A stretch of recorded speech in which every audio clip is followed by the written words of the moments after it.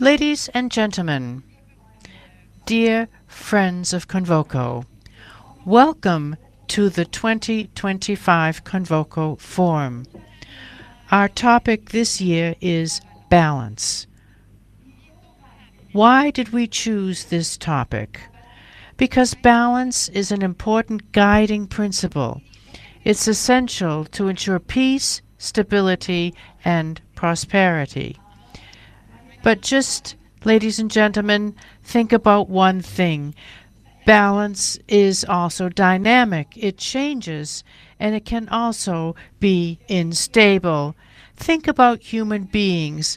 Being balanced means you don't get knocked over immediately with a gust of wind. As things are now, you can't help but realize that there are some massive gusts of wind shaking our world. In addition to these crises, there are also massive changes that are triggering a transformation that is perhaps stronger than the normal change that has always existed over the centuries. Are we living in extreme times?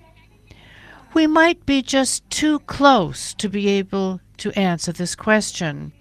One thing is for sure. Right now, we have the feeling that our world is about to lose its balance. The historian Peter Frankopan calls our age the age of revolutions. Digital and technological, demographic, climatic, military, pathogenic, economic, and geopolitical. Let me briefly mention a few keywords as to why this is the case. We are facing a massive technological revolution through AI, which will impact all areas of our lives. If you are optimistic, you would assume that there will be a huge boost in productivity. But at the same time, AI will question what it means to be human. Aside from a great opportunity, AI also harbors massive danger. There is also an unhealthy imbalance in the development of AI. 70% of early-stage investment comes from hyperscalers. In other words, the big cloud providers, the big five. There is no real market that functions here. Competition is reduced. Geopolitically, we are witnessing an open rivalry between the United States and China. The outcome of this showdown remains to be seen. The fact that we in Europe will be significantly affected by the outcome is already becoming apparent. Alliances are being challenged. Here, too, the idea that this crisis in the alliance may be the result of an imbalance looming on the horizon. Over the last 2.5 decades, the so-called BRICS countries have become a forum for important non-G7 states calling for a balanced world order. The Middle East and Asia are home to 60% of the world's population. This fact alone will impact the global world order. The gap between the rich and the poor within countries is widening. Social cohesion is threatening to collapse. Democracy as a form of government is likewise under pressure. The principle of the rule of law is seen less and less as an asset worth protecting. In Germany, the traditional party system is undergoing fundamental change. And as we are currently experiencing in the United States, there are also trends toward change here. These are inevitably destabilizing the traditional party system through fragmentation. Much of what was considered secure 5 years ago is now being called into question. The Ukraine war ended the period of peace in Europe. Climate change looms as a menace over all of us. Ladies and gentlemen, over the centuries, there has been a lively political debate as to whether balance is something positive or negative. Overall, there is agreement that balance can only exist in people, in individual lives, or within small groups. In larger communities, there are always people who cause disruption. The balance of power in the political sense of the term is difficult to grasp. It requires an element of abstraction in thinking. This is the result of asymmetries, and these asymmetries must be kept within limits in order to create the impression of balance.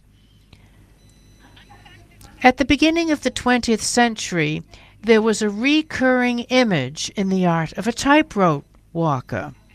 Artists and juggler scenes were often used as metaphors for the artist's situation between ingenious aspirations and existential danger. The tightrope walker holds on to something that he himself is carrying, the balancing pole. The tightrope walker is thus the image of the autonomous human being who is not called by God or dependent on the powers of fate and the will of the gods, but is guided by the values and concepts he himself has established and recognizes these as the highest authority. We are now experiencing a massive attack on the values and concepts of the Western world. And unfortunately, we are seeing that the institutions that have given the world stability and kept the world in balance are in the process of being eroded.